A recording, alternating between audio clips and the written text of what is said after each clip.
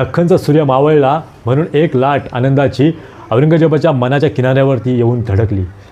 त्याला वाटलं आता दख्खन हा आपण जिंकून जाऊ.